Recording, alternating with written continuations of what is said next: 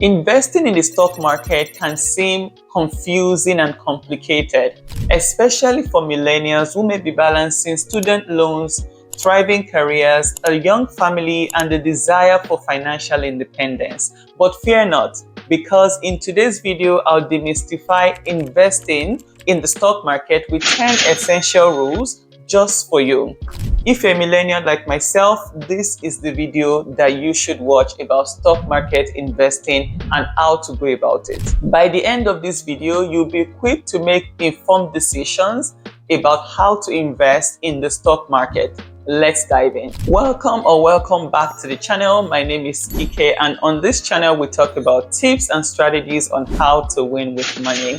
The first investing rule that you should keep in mind as a millennial like myself is that you should start early to harness compound interest. Start early to harness compound interest. Imagine planting a tree. Okay, the sooner you plant the tree, the more time it has to grow and bear much fruit for you. In a similar manner, investing early allows your money to grow exponentially over time thanks to compound interest. Even small amounts can lead to substantial growth if given enough time. So now is the time to start investing, okay?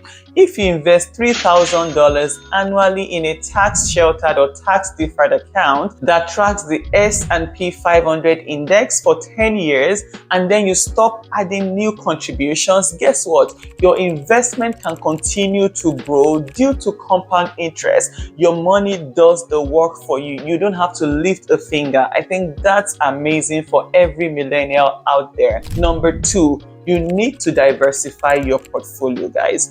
Think of your investments like a balanced diet. Relying on a single type of food can lead to deficiencies. Similarly, investing in just one asset class can expose you to unnecessary risk. Diversifying across stocks, bonds, and real estate can help you mitigate those risks and lessen your risk of potential losses. Suppose you invest solely in tech stocks or AI. If the tech stock or AI stocks, experiences a downturn, guess what? Your entire portfolio will suffer. However, if you have investments in bonds, real estate, those assets might remain stable or even appreciate, balancing out the losses. So remember this, always diversify your portfolio. Never put all your eggs in one basket. That is bad. That is not good for anyone. Diversify your portfolio and always mitigate the risk of potential losses. The third essential rule for stock market investing is to invest regularly. Just as regular exercise builds physical strength, consistent investing builds financial strength.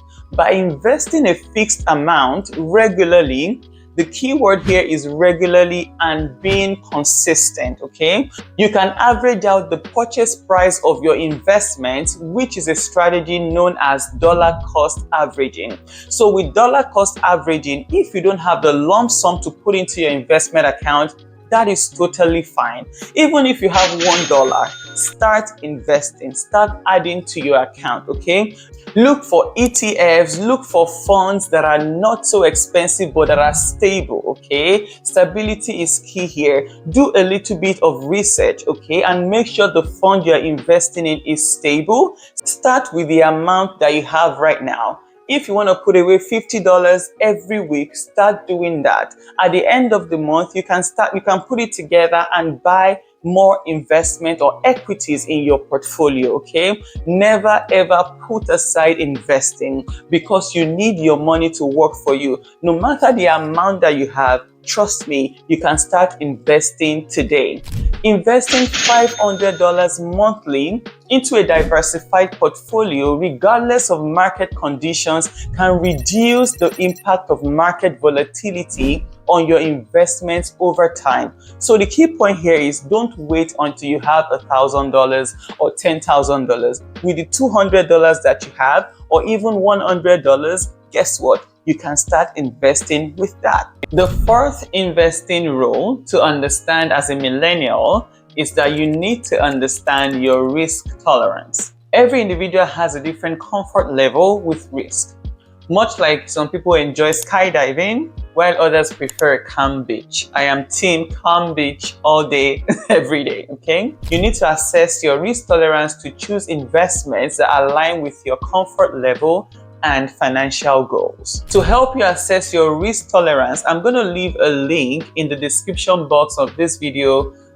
It's from Vanguard Investment, and this just has a questionnaire. So this link will lead to a questionnaire on how you can assess your risk tolerance so that you can know what type of investment or equities that you should be investing in for your comfort level. Okay, so check the link in the description box for that questionnaire on how to assess your risk tolerance. It is so crucial for you to know and understand your risk tolerance, because if market fluctuations cause you significant stress, you might prefer a more conservative portfolio with more bonds and less volatile assets, okay?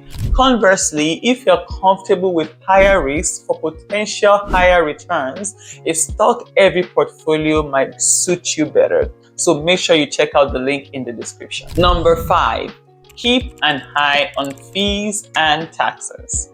Fees and taxes can erode your investment returns, much like hidden leaks can drain a water tank. You want to opt for low-cost investment options and be mindful of tax-efficient accounts to maximize your gains.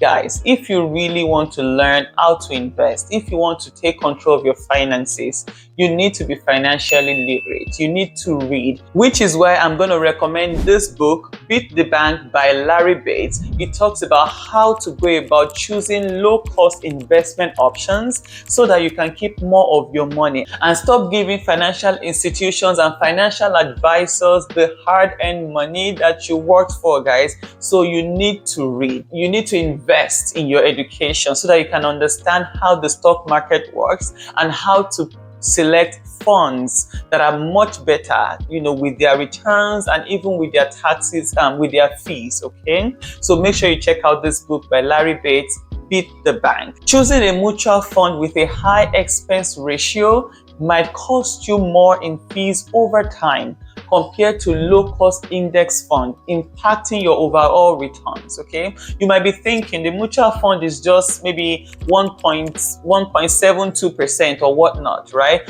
But at the end of the day, it will cost you more. Okay, it will cost you more than a low-cost index fund with the MER, which is the management expense ratio of 0.20%. Okay, keep that in mind. Make sure you invest in learning this thing so that you can pick the best option for you. If you feel like mutual funds is what you want, I have some mutual funds that I invest in my kids' accounts, and it's actually low cost as well. So it's not all mutual funds are bad, right?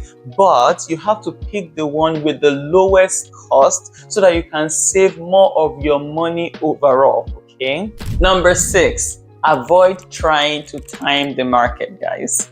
Attempting to predict market movements is like forecasting the weather months in advance, which is highly uncertain that you predict correctly. Instead, here's a better way to go about it. Focus on a long-term investment strategy aligned with your specific goals. You need to have a goal. Why am I saving this? Why am I investing in this account? Why did I choose to go with a TFSA? The TFSA is the best account, by the way. If you ask me, in my humble opinion, why am I choosing to invest in my RRSP instead of my TFSA? Oh, I'm looking to buy a home in the near future. Maybe I should start investing in my first home savings account. Okay, so there are so many options, but you need to understand why you're doing what you're doing in the first place. Because when the market fluctuates, you'll be able to stay true to your investment goal and you won't just sell at a loss. Okay, so avoid trying to time the market. Understand why you're doing what you're doing. Okay, selling investments during a market dip can lock in your losses for life, whereas staying invested allows you to benefit from potential market recoveries. So you don't want to sell your investments or your equities at a loss. Okay, except you're so sure that this company or this fund is not going to have a comeback. So of course, do whatever you want to do. It's your money, it's your account, but it's beneficial if you can stay true to your investment goal, so that you can benefit from potential market recoveries. Number 7, educate yourself continuously. See, I talked about this already. You need to understand how the financial market or the financial world works, okay? It's ever evolving, which means you need to, stay up to date. I'm not saying, sit by your TV all day, all night, listening to the news. That's not what I'm saying. But you need to know what is going on with your investments, okay? You need to know what's going on in the financial world that actually affects you. Don't let it overwhelm your life. Don't let it, take over your life, okay? But still stay informed to the best of your ability. Staying informed empowers you to make sound investment decisions, all right?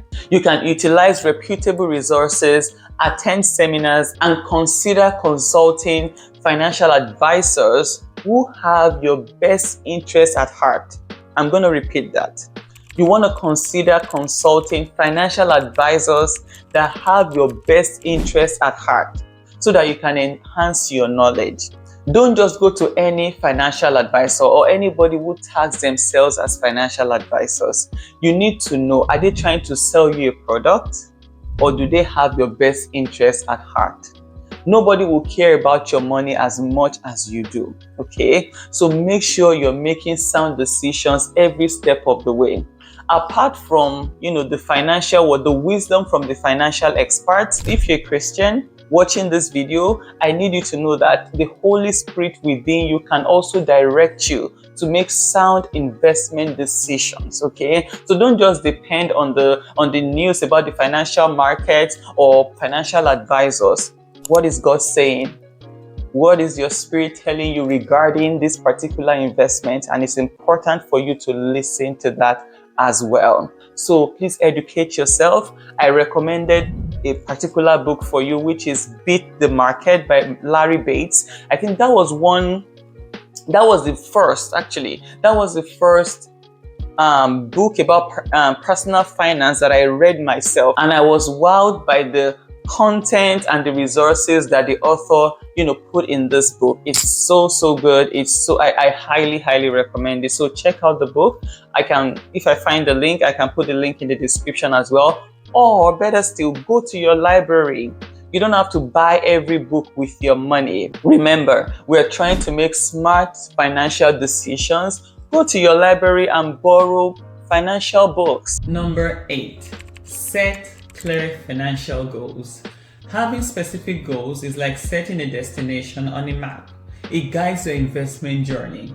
Whether it's buying a home, funding education, or retiring early, clear goals help shape your investment strategy. If you aim to buy a house in the next 5 years, you might choose more conservative investments to ensure your funds are available when needed. You can look into GIC's guaranteed investment certificates that will protect your capital and will give you some interest on top of your money. So look for stable investments like that if you need money in the short term, okay? Number 9, build an emergency fund. So I need you to listen. Before you dive into investing in the stock market, okay, you need to have a rainy day fund. Ensure you have a safety net. An emergency fund covering 3 to 6 months of your living expenses prevents you from dipping into your investments during unforeseen circumstances like market fluctuations, okay? So it's so important that you set aside some cash, about 3 to 6 months of your living expenses, so that you don't sell at a loss, okay? When things go red, that's not the time to sell. You can easily dip into your emergency fund and wait while the market recovers. And the final investing rule for millennials like myself is review and rebalance your portfolio periodically. So when we talk about investing in the stock market long term, you are not trading. So honestly, I don't even look at my portfolio sometimes for weeks. Once in a month I can go in there and see how it's doing, but I don't sit down and keep timing the market or whatnot. I'm not a trader. I'm a long-term investor. Okay, so over time your asset allocation can drift, which is why you want to check your portfolio once in a while, okay, maybe every month or thereabout. Okay, so it's important that you review regularly, adjusting your portfolio, which ensures it remains aligned with your risk tolerance and financial goals. Honestly, rebalancing your portfolio should only be done about every 6 months or annually if you're investing in index funds or ETFs. So really, you don't need to be buying, or you can buy more. You don't need to be buying or selling every time, right? You're not trading often. You're just rebalancing, making sure everything that's in your portfolio still aligns with your long-term investment strategy. You're only dealing with your asset allocation like equities and stocks. Even if you have real estate, you still have to rebalance everything. Real estate is part of your entire portfolio, so you want to see, how is everything doing? Am I still aligned with my long-term investment strategy? So this is why rebalancing your portfolio is super duper important. And you can also seek the help of a financial advisor for rebalancing your portfolio. That's totally fine, as long as the financial advisor has your best interest at heart. Most of the time you want to look for fiduciary financial advisors that charge for their service, so fee only. They are not trying to sell you any investment products. Okay, they're not trying to sell you any insurance products. They just want to give you advice based on your situation and your financial goals. So you want to look for fee-only advisors if you feel like you're not sure about how to rebalance your portfolio. Okay, another reason why we rebalance our portfolio is because, like, if you invest in a lot of stocks or equities, they may have performed very well over time, and maybe they now constitute a larger portion of your portfolio than you intended initially. So you can rebalance by selling some of those stocks or equities and then buying more bonds, which can maintain your desired allocation. I hope that makes sense. Okay, there you have it. I've given you 10 essential rules for investing in the stock market and to invest successfully. By embracing these principles, you're not just investing money, you're investing in your future as well. Remember, the journey to financial success is not a sprint, it's a marathon. I'm still learning things myself. I'm still reading. I'm still learning. So make sure you stay true to your financial goals and keep investing in your education. There are so many free resources out there that you can use to build up on your knowledge about how the stock market works. Make sure you stay informed, stay consistent with your investing, and watch your wealth grow. If you have a TFSA or an RRSP and you don't know how both of these accounts work, make sure you check out these videos up on the screen right now. Check them out.